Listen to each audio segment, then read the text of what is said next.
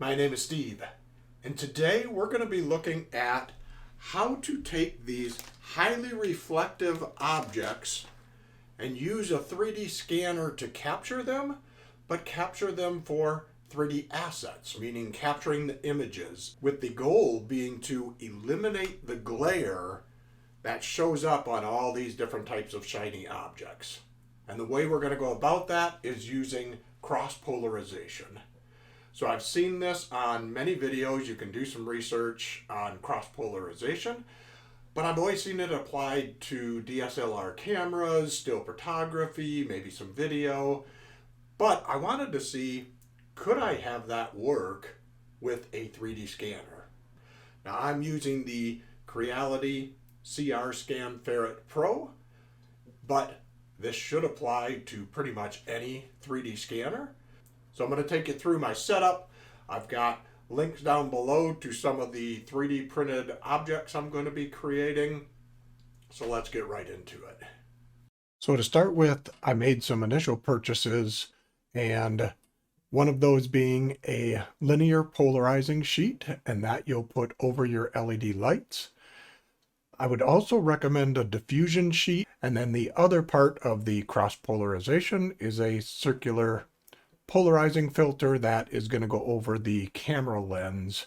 So I've got my LED light. These are Neewer lights, and they have this mounting point, this bolt that I could use. And so I took and created a softbox on my 3D printer. I had to do it in two pieces because it was too large for my 3D printer, and I'll have links to that down below.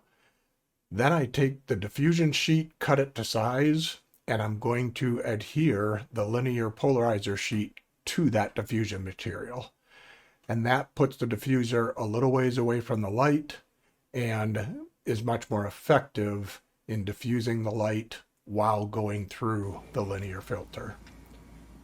Then for the Ferret camera, I took a 37mm circular polarizer, created a 3D model and printed this out. And then I've got the Creality scanner, in which I'm going to take the mount. It essentially slides over the front.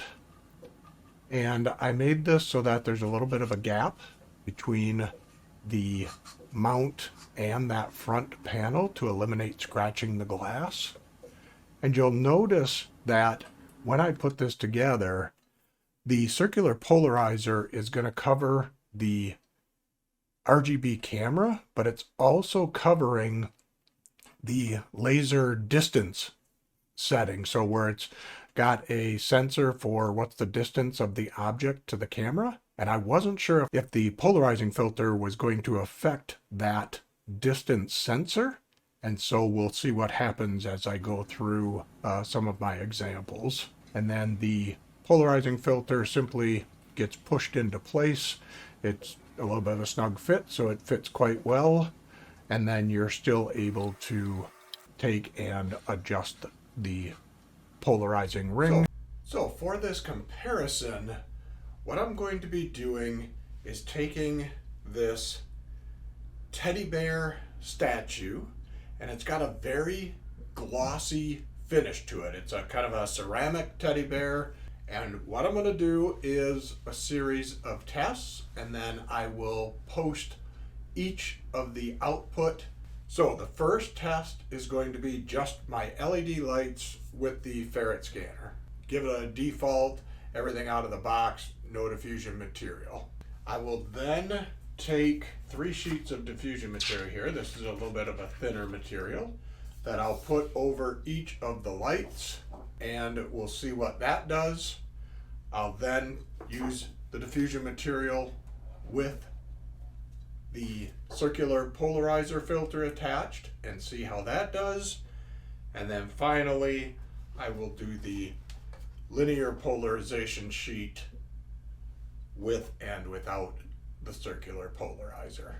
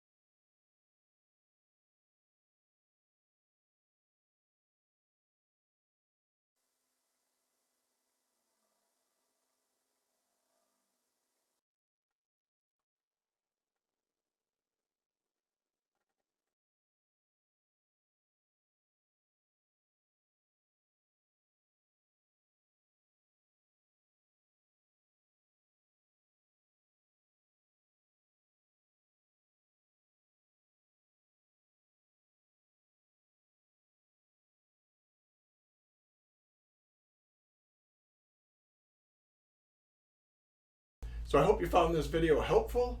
Hopefully you can now go out and improve your ability to capture 3D assets, eliminating the glare from objects, and just making it a much better experience and process.